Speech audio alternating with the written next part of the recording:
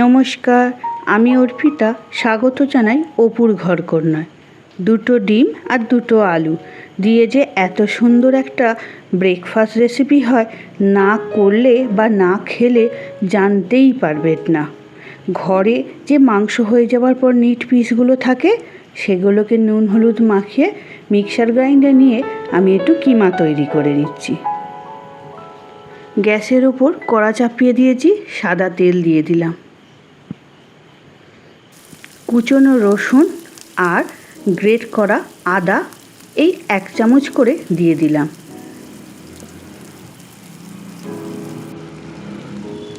নাড়াচাড়া করে একটু ভাজা করে নিচ্ছি, একটু মিষ্টি গন্ধ ছাড়ছে। এই সময় দুটো মিডিয়াম সাইজের পেঁয়াজ একটু ছোট ছোট করে কুচিয়ে দিয়ে দিলাম। সেটাও খুব ভালো করে নাড়াচাড়া করে মিশিয়ে ভাজা করে নিচ্ছি। যে চিকেনটা আমার কিমা করে রেখেছিলাম, সেই কিমা করা চিকেনটাও একসঙ্গে দিয়ে দিলাম। সবগুলো খুব ভালো করে মিশিয়ে নিয়ে ভাজা করে নিচ্ছি। পরিমাণ মতন লবণ দিয়ে দিলাম, তার সঙ্গে পরিমাণ মতন হলুদ গুঁড়ো, 1 চামচ মতন গোলমরিচের গুঁড়ো আর 1 চামচ মতন অরিগ্যানো দিয়ে ভালো করে মিশিয়ে নিচ্ছি। আর একটু ওই বিট লবণ দিয়ে দিলাম, ভালো করে মিশিয়ে নিলাম। একটু চাপা দিয়ে রেখে দেবো খানিকক্ষণের জন্য।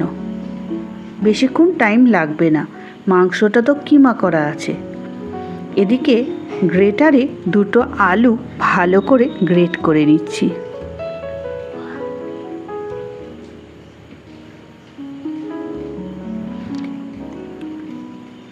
এখন যারা আমার এই রেসিপি দেখছেন, তাদের অসংখ্য ধন্যবাদ, তাদের এই মূল্যবান সময় আমাকে দেবার জন্য। আলুটা গ্রেট করা হয়ে গেছে, জল দিয়ে ভালো করে ধুয়ে নেব।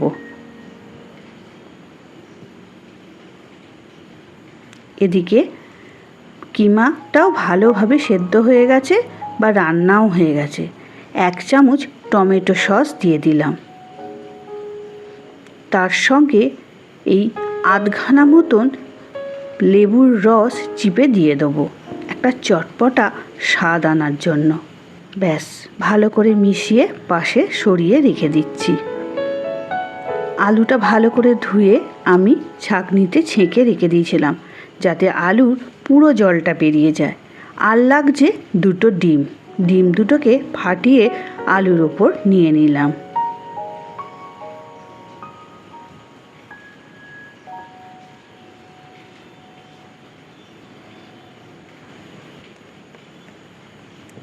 আর লাগবে 1 চামচ কর্নফ্লাওয়ার। কর্নফ্লাওয়ার যদি না থাকে, আপনারা এখানে অ্যারারুটও ব্যবহার করতে পারেন। আর পরিমাণ মতন লবণ দিয়ে আমি ভালো করে মিশিয়ে নিচ্ছি।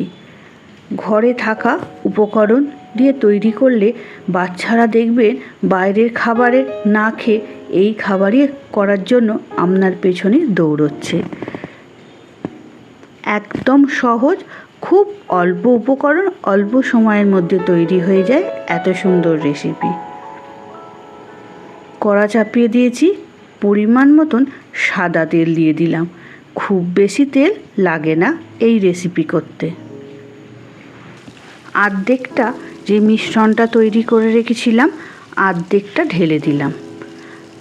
আমি আস্তে আস্তে একটু গোল করে ছড়িয়ে দেওয়ার চেষ্টা করছি।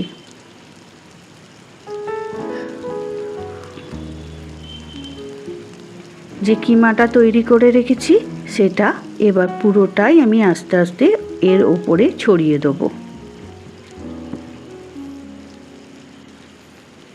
চেপে চেপে ঠিক সেট করে পুরোটাই আমি দিয়ে দিচ্ছি।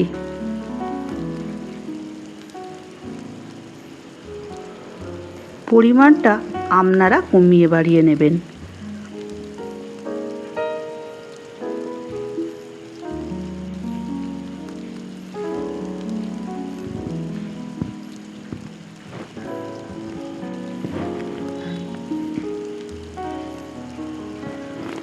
বাদবাকি যে মিশ্রণটা ছিল এর ওপরে আমি ঢেলে দিলাম।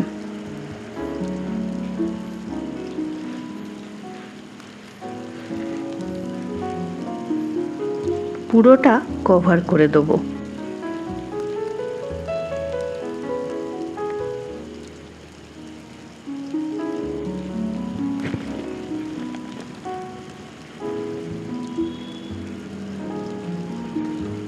চাপা দিয়ে রেখে দেবো 2 মিনিটের জন্য লো ফ্লেমে।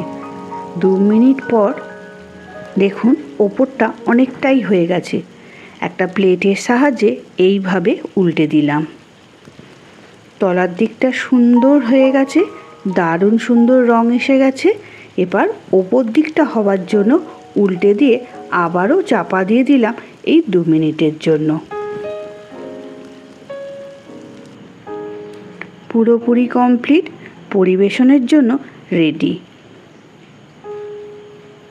প্লেটের ওপর নিয়ে আপনাদের কেটে দেখাচ্ছি জিনিসটা কত ভালো হয়েছে।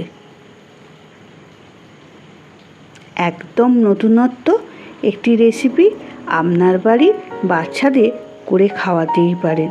যা ভালো টেস্ট হয়েছিল বলার কথা নয়। ভালো থাকবেন, সুস্থ থাকবেন। এখনকার মতন এখানেই বিদায় নিলাম। দেখা হবে আর একটি নতুন রেসিপি নিয়ে।